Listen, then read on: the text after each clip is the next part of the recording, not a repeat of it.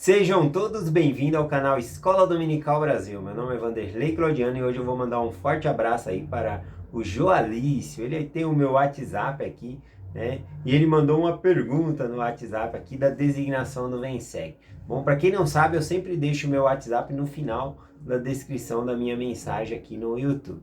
Bom, e hoje, então, a mensagem que eu vou compartilhar é em cima da pergunta aí do meu amigo Joalice, tá bom? Forte abraço para você. E obrigado pela sua pergunta.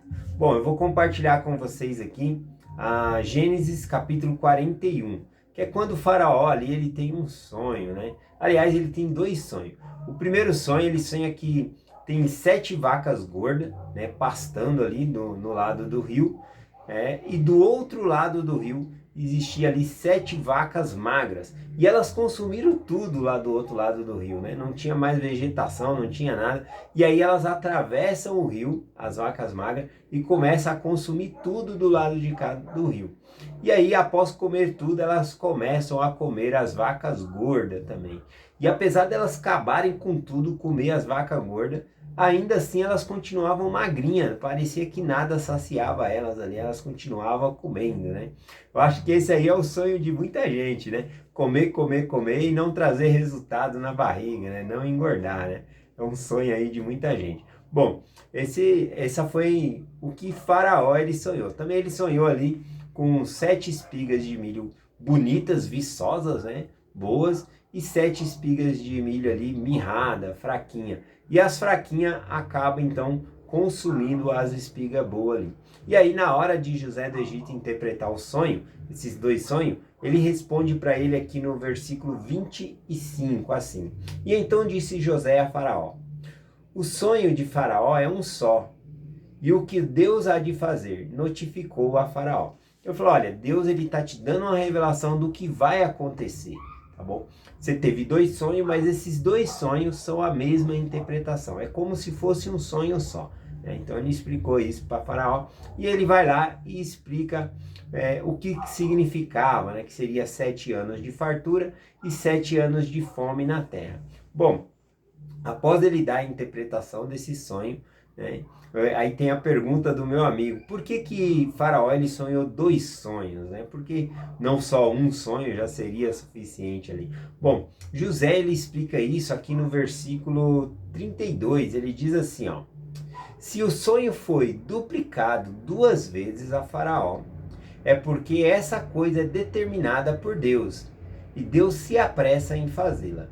Então, o fato de repetir 2 vezes o sonho, apesar de ter sido sonhos diferentes, mas significava a mesma coisa, significava que aquilo era determinado por Deus. Ia acontecer aqueles 7 anos de fartura e também iria acontecer com certeza os 7 anos ali de fome na terra.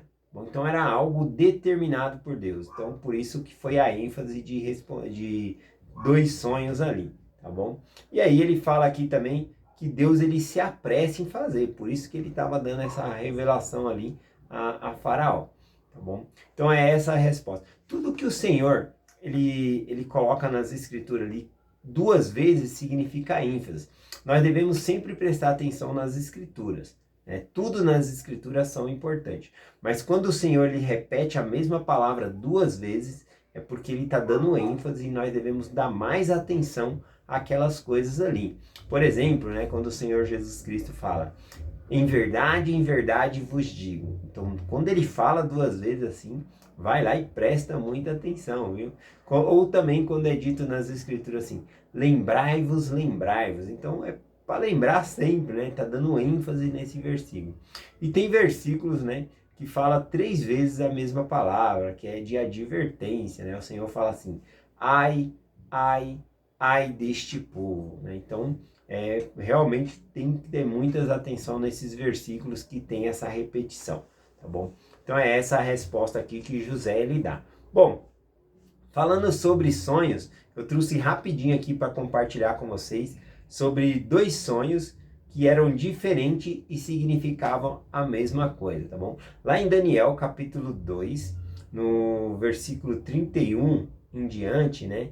Aqui conta sobre Nabucodonosor, que ele teve um sonho, né? Ele sonhou com aquela estátua, né? Que era cabeça de ouro, peitos e braços ali de prata, cintura aqui, as coxas de bronze e as pernas ali era de ferro misturado com barro, né? Ele viu essa grande estátua ali, tá bom? E essa estátua também teve num sonho de Daniel, mas não como estátua, tá bom? Ele esteve no sonho de Daniel ali em visões de 4 animais. Então eu quero compartilhar com vocês como esse sonho de Nabucodonosor tem a ver com o sonho, a visão, né, a revelação que Daniel ele teve também lá no capítulo 7. Então é uma mistura aí do capítulo 2 com o capítulo 7. Espero que vocês gostem aqui da interpretação do que eu posso compartilhar com vocês aqui agora, tá bom?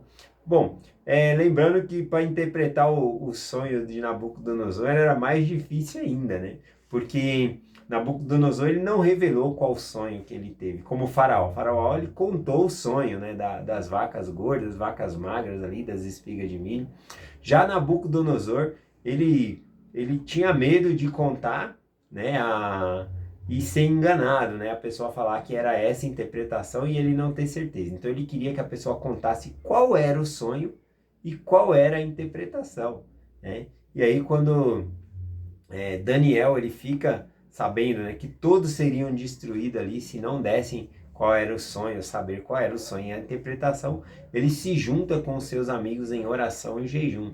E aí Deus dá essa revelação, o mesmo sonho que Nabucodonosor teve. Ele passa ali a Daniel. E aí Daniel se põe na presença do rei e diz: olha, rei, isso que você está pedindo, nem um sábio, nem um astrólogo, nem um adivinho, ninguém é capaz de fazer isso que você está falando, falar qual é o sonho e a interpretação, né? Mas eu gosto muito das palavras de Daniel quando ele fala isso. Ele diz assim, ó: mas há um Deus no céu, o qual revela os segredos. Ele, pois, sabe fazer ao rei Nabucodonosor o que há de ser nos últimos dias. E o teu sonho e as visões da cabeça de tua cama são essas. E aí ele começa a revelar o sonho. Interessante, né? Que Deus ele sabe todas as coisas. E esse sonho da estátua representa coisas também que aconteceria nos últimos dias, inclusive em nossa época também. Então vou fazer uma mistura aqui, compartilhando o que Daniel ele falou sobre esse sonho, tá bom?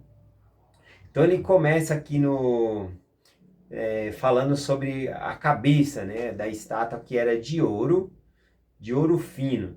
E aí o que representava essa cabeça de ouro? Essa cabeça de ouro fino representava o reino de Nabucodonosor. Quando ele fala reino aqui, ele pode falar tanto o rei Nabucodonosor como o reino, significa a mesma coisa. O rei e o reino é a mesma coisa aqui, tá bom? Então ele falou que a cabeça da estátua simbolizava Nabucodonosor, o reino de Nabucodonosor, que era poderoso, impetuoso, né? Inclusive eles tinham conquistado já lá Jerusalém, né? Invadido Jerusalém, e Daniel estava lá como servo dele, né? Então, e aí Daniel lá no capítulo 7 ele tem uma visão e se refere à mesma estátua, mas está contando de outra maneira, tá bom? E aí eu vou compartilhar com vocês aqui. Ele viu 4 animais e esses animais, ele conta que o primeiro animal era como leão e tinha asas como de águia. Bom, o leão no Oriente Médio, ele é o animal mais temido, tá bom? Que tem ali. Então, como o Império Nabucodonosor era o maior, então foi simbolizado ali como o leão, né? Asas de águia, né? A gente vai ver que os outros animais vão ter asas também, mas asas de águia, ela é impetuosa, né? Como se fosse, o leão, ele é o rei da selva para nós, né? No Oriente Médio ele é o mais temido, e a águia era a mais temida também, né? Era a mais inteligente, forte, vamos dizer dessa maneira, era mais gramulosa, era como se fosse o rei dos ares, tá bom? A águia. Então por isso que simbolizava ali Nabucodonosor. Então é sonhos diferentes, mas simbolizando a mesma coisa. E aí o peito, né, da estátua era de prata, né? E aí significava o quê, né? No outro sonho de Daniel 7, simbolizava ali um animal semelhante ao urso, na qual se levantou em seu lado, né? Sobre duas patas ali. Então, a interpretação ali do reino de prata, que seria o peito, né, na estátua de Nabucodonosor, seria que depois do reino de Nabucodonosor, outro reino se levantaria, né? E esse reino era o Medo-Persa, que se levantaria e destruiria o reino, então, de Nabucodonosor. Mas não com Nabucodonosor no comando ali, né? Já tinha sido ali o filho dele. É bem interessante esse ataque, né, do Medo-Persa, porque eles usam uma estratégia bem inteligente que eles conseguem atacar de dentro para fora ali, né? Eles conseguem entrar dentro do palácio ali e começar a dominar ali o reino do Nabucodonosor, né? Na época do filho dele, né? Nabucodonosor já havia morrido, tá bom? Eles desviaram o curso do rio, fazendo baixar, né? Então eles entraram pela encanação ali do palácio e saíram dentro do palácio. Foi bem na época ali em que o filho de Nabucodonosor estava dando uma festa e ele usou os copos que eram usados ali, as taças que eram usadas no templo, tá bom, do Senhor de Jerusalém que havia sido levado, e ele estava oferecendo a outros deuses ali, brindando a outros deuses. E aí apareceu uma escrita na parede ali, quando ele chamou Daniel para interpretar. Aí Deus falou naquela escrita ali que Deus mediu, né, pesou o ato que ele tinha feito e que ele perderia o reino. Quando nós chegar lá eu vou compartilhar melhor sobre essa parte. Mas o segundo reino aqui é realmente os Medo-Persa. E no sonho de Daniel, capítulo 7, é um urso posto de lado. De lado seria ali como em duas patas, pronto para atacar. Bom, que derruba então o reino do Nabucodonosor. Vamos lá para a terceira parte aqui da explicação.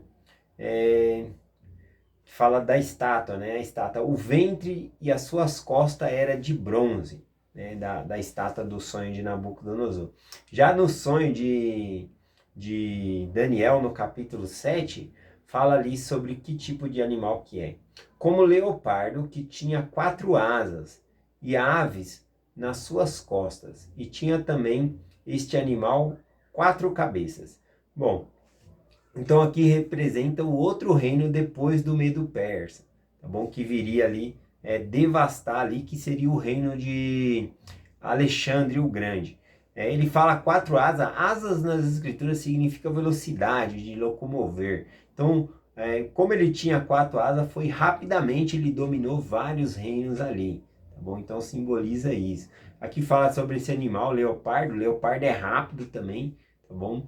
E aqui fala também sobre 4 cabeças, né? Esse Alexandre o Grande não deixou descendente, então outros 4 generais assumiu depois dele ali. Mas esse era um reino que também iria cair, tá bom? E aí vem lá a parte do final lá, né? Que é as pernas de ferro misturado com barro que era da estátua. No sonho de Daniel, representando a mesma coisa, diz aqui, ó, e o quarto animal, terrível e espantoso, muito forte, o qual tinha dentes grandes de ferro, e devorava e fazia em pedaços, e pisava aos pés os que sobejava, e era diferente de todos os animais que fora antes dele, e tinha 10 chifres. Bom, podemos ver que os outros reinos, né, Daniel ali, ele conseguiu interpretar como se fossem alguns animais, mas o quarto reino ele não conseguiu achar ali na fauna, né, um animal que representasse esse quarto animal de tão terrível. E ele ficou muito interessado nesse animal, em saber, né? Ele vai lá e pergunta, né, para um anjo o que significava isso. Ele estava muito intrigado com esse quarto animal, que é o nosso reino, né? O reino aqui dos gentios, né? O que foi formado, tá bom? Então fala sobre esse reino aqui. E quando chegar lá eu quero compartilhar muitas coisas sobre esse reino, tá bom? Inclusive sobre chifres na escritura aqui, significa poder, tá bom? É onde fica a força do animal, né? Quando o animal vai brigar ali na floresta, se ele é um animal que tem chifre, ele vai lá e bate com chifre, né? Então significa ali poder, força. Então significava nações que se levantaria, tá bom? Que é os últimos dias agora, tá bom? Então eu só queria compartilhar essa parte, que como é importante essa parte de dar ênfase, de como é 2 sonhos.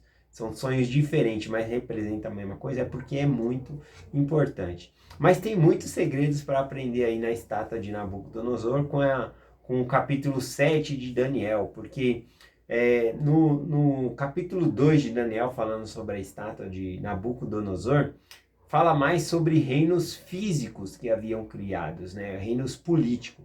Já em Daniel capítulo 7 fala sobre figuração, ou seja, um reino estabelecido como se fosse reino do diabo, para derrubar. É uma guerra, né, entre o bem e o mal. Tá bom? A gente vai poder ver um pouquinho mais sobre isso.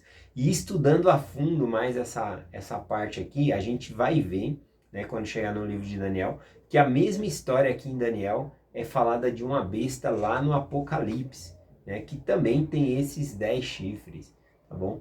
Então, ou seja, foi repetida mais de 2 vezes, 3 vezes. E isso tem uma importância muito grande nas escrituras, e coisas que já aconteceram a gente vai identificar e coisas que ainda vão acontecer, tá bom? Então eu só quero compartilhar com vocês a importância da ênfase. Quando o Senhor explica muitas vezes a mesma coisa, é porque aquilo é muito importante, tá bom? Então é essa mensagem que eu quero compartilhar com vocês. Aqui a mensagem é para ser bem curta mesmo, tá bom? Mas eu estou fazendo aula com as pessoas de segunda até sábado, 5h20 da manhã. E ali são 40 minutos de aula, então dá para esclarecer muito mais coisa, dá para fazer pergunta. Então se você quiser fazer aula comigo, 5h20 da manhã, eu vou deixar o link aqui do grupo no WhatsApp, é pelo Zoom a aula, tá bom? É só entrar no grupo e esperar ser colocado ali o convite para a aula, 5h20 da manhã. Vocês todos são bem-vindos, tá bom? Então muito obrigado por acompanhar a mensagem todos os dias, e eu deixo essa mensagem com vocês, em nome de Jesus Cristo. Amém. Até amanhã.